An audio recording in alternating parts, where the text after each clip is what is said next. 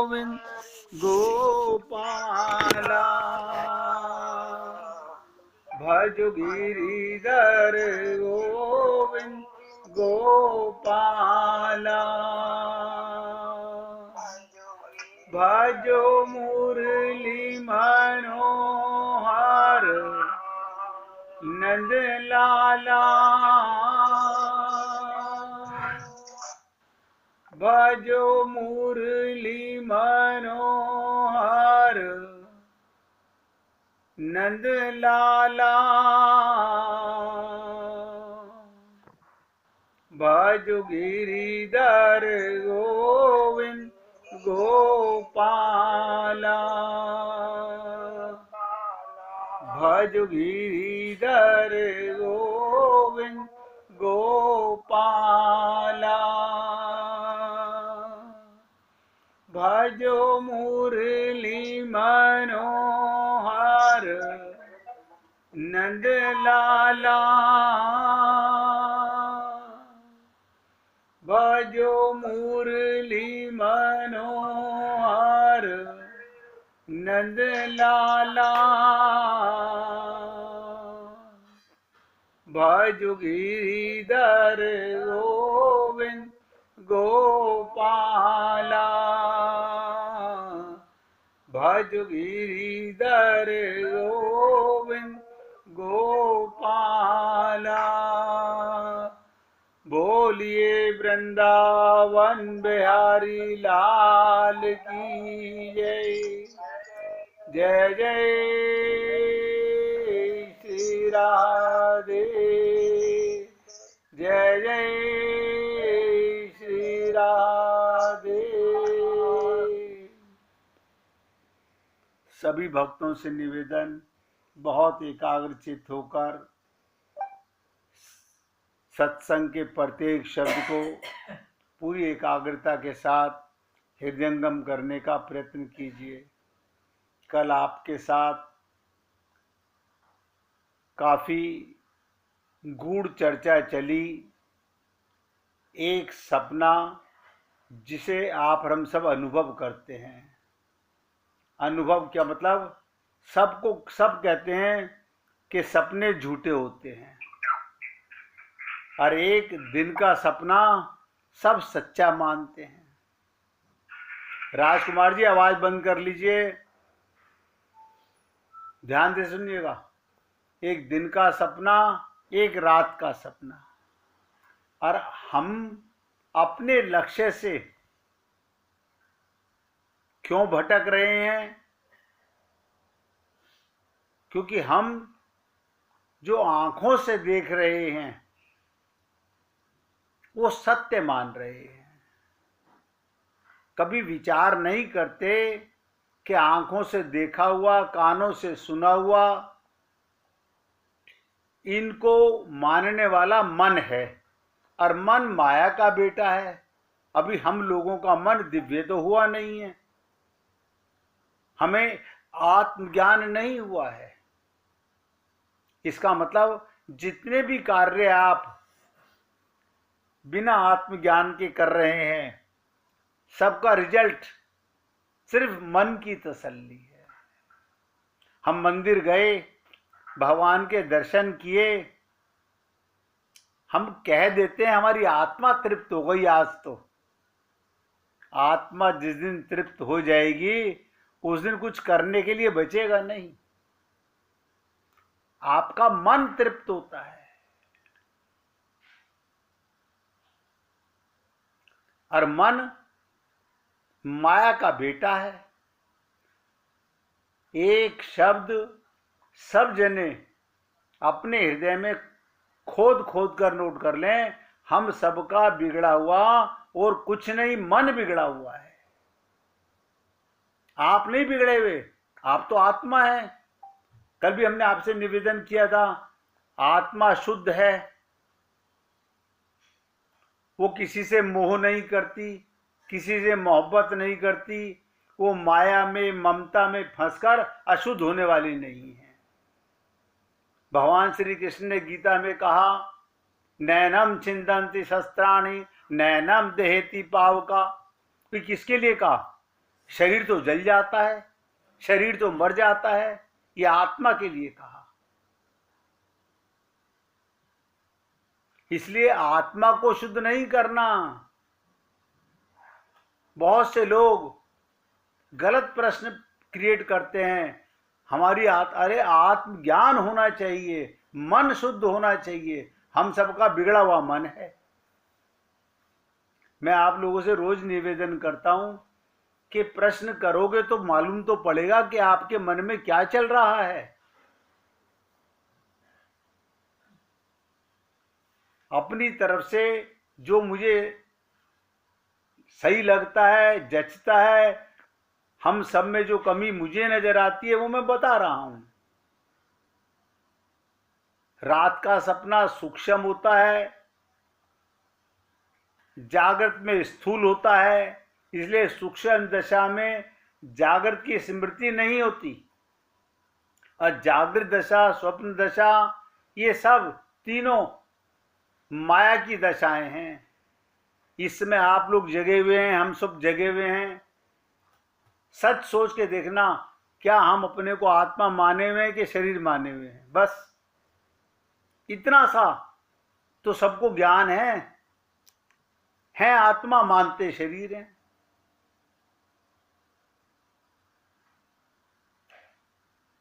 भगवान श्री कृष्ण की गीता में शरणागति पर कितना जोर दिया गया। और ये भी सत्य है कि हर गुरु हमें यही समझाता है शरणागति के लिए, और हर शिष्य ये अनुभव भी करता है कि मैंने गुरु की शरणागति की हुई है। अब आप किससे पूछ रहे हो कि आपने शरणागति की है कि नहीं की है? आप सोचिए। ये आप किससे पूछ रहे हो? अपने मन से। अब आपका मन आपकी खिलाफत कैसे कर सकता है? जिस दिन आपका मन ये बोलेगा कि झूठ बोल रहा है, ये शरणागत नहीं है, क्योंकि मन के हम साक्षी नहीं बने आज तक। मन की मलिनता, मन के दोष, मन के पाप, मन की ममता, मोह, आसक्ति हम देखते ही नहीं है। उसमें तो हम ऐसे लिप्त हैं, अभी सत्संग में 1 घंटा सुनने के बाद वही ढाक के 3 पाते हैं। असर हो कैसे?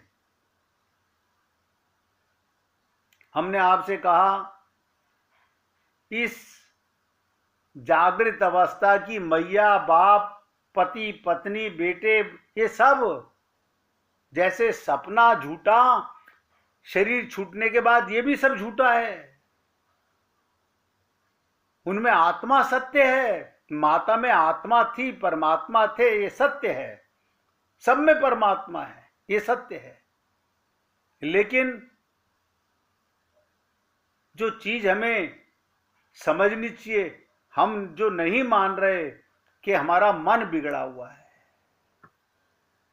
और मन की मलिनता को मारने के लिए क्या करना चाहिए? ये जो आंख देख रही है, ये आंख में अंतर कहां से आया बताइए? आईने के सामने गधा खड़ो, गधा नजर आएगा, घोड़ा खड़ा करो, घोड़ा नजर आएगा, कुत्ता खड़ा करो, कुत्ता नजर आएगा। लेकिन हमारी आंख नहीं, ये मेरा बेटा है, ये पड़ोसी का बेटा है, ये भाई का बेटा है। ये अंतर कैसे आ गया? दोनों में आत्मा है। अब जो मूल चीज है, मैं बहुत बार चिंतन करता रहता हूं, सोचता रहता हूं कि क्या है ऐसा। वेदों में, शास्त्रों में एक जगह नहीं, तमाम जगह भरा पड़ा है। मन एवं मनुष्यानाम कारणम बंध मोक्षो, मन ही बंधन और मन ही मोक्ष का कारण है। लेकिन वो हम शुद्ध नहीं करना चाहते।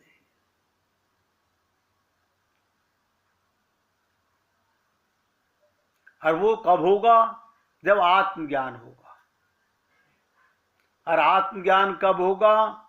जब भगवान की या गुरु की पूर्ण शरणागति होगी।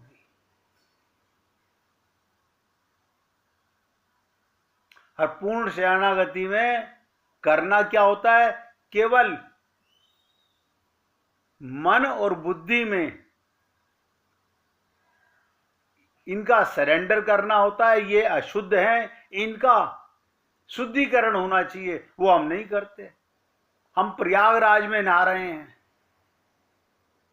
हम हरिद्वार में नहा रहे हैं, गढ़गंगा में नहा रहे हैं और समझ रहे हैं हम शुद्ध होके आ रहे हैं। ये हम ही सबका भ्रम है, धोखा है। और देखो ये देते देते ये जन्म भी जा रहा है। और अब लोग क्या, अब ठीक है जा रहा है तो क्या करें? क्या करो? मतलब जागना भी नहीं चाह रहे।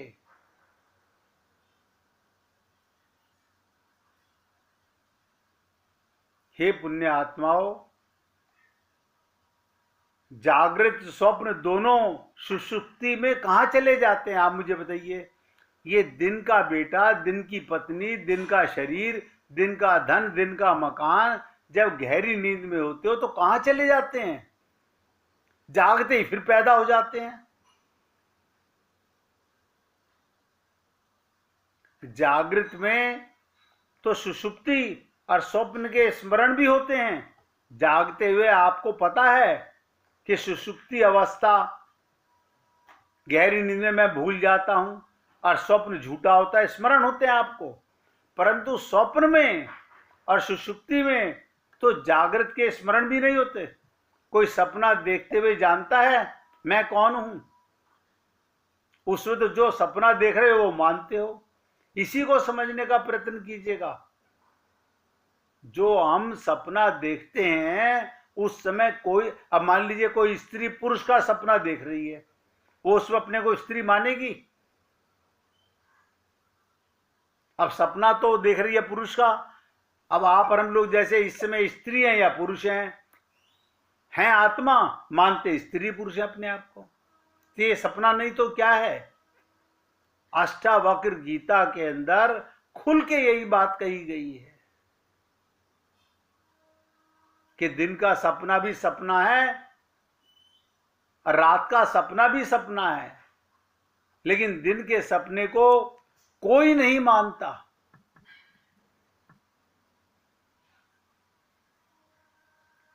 यही तो असली चेतना जागृति होनी चाहिए। स्वप्न और सुषुप्ति में जिसका स्मरण ना हो, स्वप्न में और सुषुप्ति में जिसका स्मरण ना हो, वो जागृत तो मरणात्म की अवस्था है। आप बताइए, जहां जाके आपका सब कुछ मर जाता है गहरी नींद में। हाँ, ये बात तो हमने कभी सोची नहीं कि सोचेगा कौन? कभी प्रयत्न ही नहीं किया हमने इन बातों का। कल मैंने आपसे निवेदन किया कि स्वामी राम तीर्थ कहते थे कि ये दुनिया के लोग बावरे हैं, ये दुनिया के लोग बावरे हैं। कि क्यों?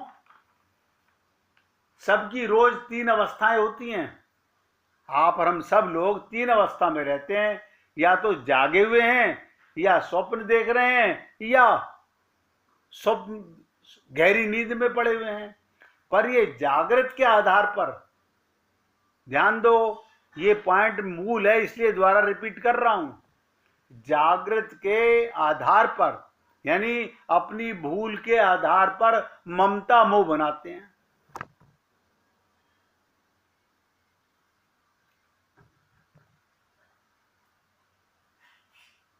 लोग कहते हैं ऐसे थोड़ी ममता मर जाएगी। मैंने कब कहा कि वो मरनी चाहिए? आप बताइए, मैंने कभी कहा कि ममता मरनी चाहिए या मोह मरना चाहिए? मरना क्या चाहिए? अज्ञानता मरनी चाहिए। बच्चे में ममता पाप नहीं है।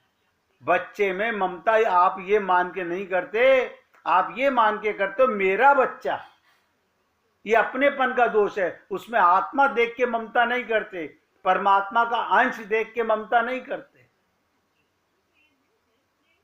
असली दोष को समझो।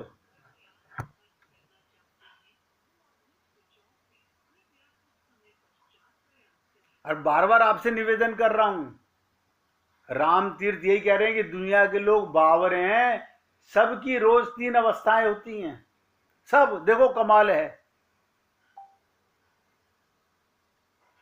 यानी जागृत अवस्था में मैंने ममता मोह परिवार बना लिया, संपत्ति बनाते हैं, रिश्ते बनाते हैं, और सपने के अंदर सुषुप्ति के आधार पर कभी विचार भी नहीं करते। गहरी नींद में सब खत्म हो जाता है। अभी सोचो तो सही, विचार करने का तो हर एक के पास विवेक भगवान ने दिया है कि हमें सोचें इस बात को। क्या वो हमारे जीवन की कोई अवस्था नहीं है? यानी रात को जब सोते हो वो अवस्था नहीं है आपकी, और उस अवस्था में आप सब कुछ भूल जाते हो। बस क्या है वो समझ लीजिएगा। आज ये कसौटी भी बड़ी मुश्किल से मिलती हैं, जो मैं आपसे शेयर करना चाहता हूं। जैसे रात्रि की अवस्था में आप सबको भूल जाते हो, ऐसे ही दिन की अवस्था में सबको परमात्मा का मान के देखो। ये जो आपका अपनापन है, आत्मा का अपनापन होना चाहिए, शरीर का, ब्लड का ये अपनापन नहीं होना चाहिए। यही तो दोष का कारण है। तहा जीवन पूजा करते रहो, पाठ करते रहो, मंदिर भटकते रहो, शंकर भगवान पे जल चढ़ाते रहो, क्या होने वाला है? शंकर भगवान की तो मानी नहीं। हाँ बताइए, लोग कहते हैं हमने तो नियम बना रखा है, मंदिर जाएंगे और भगवान शंकर को नहला के आएंगे। मतलब तुम नहला के आओगे, खुद नहाया ही नहीं, खुद का मन अशुद्ध, और भगवान को नहला रहे हैं हम लोग, अपनी अशुद्धता चढ़ा रहे हैं भगवान पर। और भगवान कह रहे हैं उमा कहूं मैं अनुभव अपना, सत हरि भजन जगत सब सपना। लेकिन नहीं मानते। ये हम सबका हाल है, मैं आपसे अलग नहीं हूं, हम सबका यही हाल है। सोच के देखो, क्या गहरी नींद में हमारी कोई अवस्था नहीं है?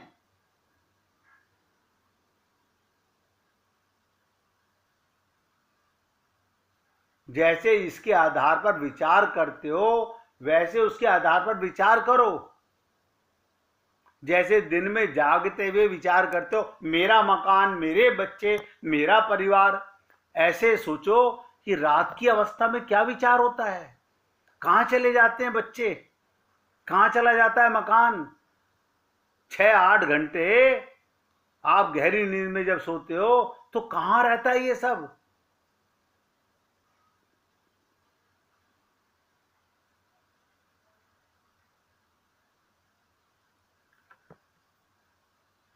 जब भगवान की लगन लग जाती है, जब भगवान की लगन लग जाती है, या भगवान की ओर जीवन की गति हो जाती है, ध्यान दो एक एक शब्द पे। जब भगवान की लगन, यानी जागने की लगन, आत्मज्ञान की लगन, मन शुद्धि करने की लगन, अपना भ्रम मारने की लगन लग जाए, या भगवान की ओर जीवन की गति हो जाए। अभी हमारी जीवन की गति भगवान की ओर नहीं है, अभी हमारी जीवन की गति माया की ओर है। तो जीवन दूसरी ओर जा नहीं सकता। आप मुझे बताइए, आपका कार का स्टीयरिंग राइट की तरफ टर्न करोगे, वो लेफ्ट गाड़ी कैसे जाएगी? कहोगे हाँ ये बात तो है, हम कार चलाना जानते हैं, हम स्कूटर चलाना जानते हैं, हम साइकिल चलाना जानते हैं, जिधर मोड़ेंगे उधर ही जाएगी, जानते हैं ना सब जने। तो इसका मतलब आप चाहो तो भगवान की ओर जा सकता है, आप चाहो ही नहीं। इसका यही अर्थ है, जीवन की गति, बुरा मत मानिएगा हे पुण्य आत्माओं, भगवान की ओर नहीं है हम सबकी। हम बहुत धोखे में हैं। और ये धोखा हम भगवान को दे रहे हैं? नहीं नहीं, हम अपने गुरु को दे रहे हैं। नहीं नहीं, किसको दे रहे हैं? अपने आप को। आप बताइए, अच्छा सोचिए, अगर एक कबूतर आंखें बंद कर ले तो बिल्ली झपट्टा नहीं मारेगी? कहेंगे हाँ मारेगी। अगर हम अपने आप को मंदिर में बैठा के, मृत्यु नहीं आएगी? पूजा करते हुए मृत्यु नहीं आएगी? हम मृत्यु से बचना चाहते हैं, मृत्यु तो अटल है। असली चीज मन की, कहते ना, मन की गति संसार से हटके भगवान में लग जाए। जिसे संत महात्मा बार बार कहते हैं, मन की तरंग मार लो। मार लो यानी इधर जाने से रोक लो, कोई नहीं रोकता। अच्छा, कमाल की चीज तो यह है, कोई पूछना भी नहीं चाहता। वो कहते हैं हमें मजा आ रहा है, आप कह रहे हो कि मार लो। हम क्यों मार लें, हमें तो मजा आ रहा है। आपको ये नहीं पता, जैसे हमको आज संसार में मजा आ रहा है, ऐसे जब हम जानवर थे ना, तो जानवरों के अंदर मजा आ रहा था। जब हम पेड़ थे, पेड़ों में मजा आ रहा था। जब हम पक्षी थे, पक्षियों में मजा आ रहा था। अभी हमारी गति में कुछ सुधार नहीं हुआ है, मौका जरूर मिला है, क्योंकि आप और हम लोग सत्संग सुन रहे हैं और अपनी मन को गलत रास्ते से स्टीयरिंग मोड़ के सही रास्ते पर ला सकते हैं।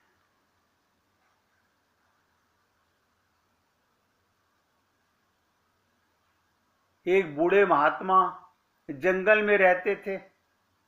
उनके पास एक राजा सन्यास लेकर आए। महात्मा जंगल में रहते थे, एक राजा सन्यास लेकर आए। बूढ़े महात्मा ने सोचा जरा इसकी परीक्षा की जाए। एक बार नए महात्मा क्षेत्र में रोटी लेकर आ रहे थे, तो इन्होंने जरा कोनी मार दी। बिना किसी शोभ के रोटी उठा ली और चल दिए। फिर पीछे धक्के, फिर पीछे गए, धक्का दिया, रोटी फिर गिर गई। इस बार नए महात्मा ने रोटी उठा ली, पर जरा हंसे, आगे बढ़े, फिर उन्होंने वैसा ही किया, फिर रोटी गिरा दी। इस बार वे हंसे और खड़े हो गए, हाथ जोड़कर बोले, महाराज आपने बड़ी कृपा की जो मेरी परीक्षा ली। संत महात्मा ऐसी बहुत परीक्षाएं लेते हैं। मैं इतने बड़े राज्य का जब त्याग करके यहां आ गया, तो इस रोटी वाली बात में मुझ में कौन सा क्षोभ होगा? त्याग कहां है? हमारे अंदर अहंकार है। मैं मंदिरों में देखता हूं, सत्संग में लोग बैठे होते हैं, किसी का कोनी लग जाए, किसी की पैर पे पैर रखा जाए, एकदम गुर्रा के देखते हैं। तो क्या है हमारे अंदर ये? तो महात्मा बोले, मैंने आपकी रोटी इसीलिए गिराई है। तुम्हें अभी तक राज्य के त्याग की बात तो याद है, ये भी याद नहीं रहनी चाहिए। बताइए, यानी राजा का यहां भी अहंकार है कि मैंने त्याग किया। इतना बड़ा त्याग करके आ गए, ये तुम अपने मन में याद रखते हो और यही सुनना भी चाहोगे कि कितना बड़ा त्यागी है। अगर राज्य का महत्व तुम्हारे मन में बना हुआ है, अगर राज्य का इंपॉर्टेंस आपके मन में बना हुआ है, तो राज्य का त्याग कहां हुआ? आप बताइए, वन में जाके, ये मैं देखता हूं साधु लोग, महात्मा लोग वृंदावन में, हरिद्वार में, सब जगह बैठ के क्या चर्चा करते हैं? तुम कहां के रहने वाले हो? तुम कहां के रहने वाले हो? तुम किस किस को छोड़ के आए हो? तुम किस किस को छोड़ के आए हो? तुम क्या करते थे? तुम क्या करते थे? अगर वही चर्चा वहां कर रहे हो, तो वहां साधु महात्मा बनने का लाभ क्या?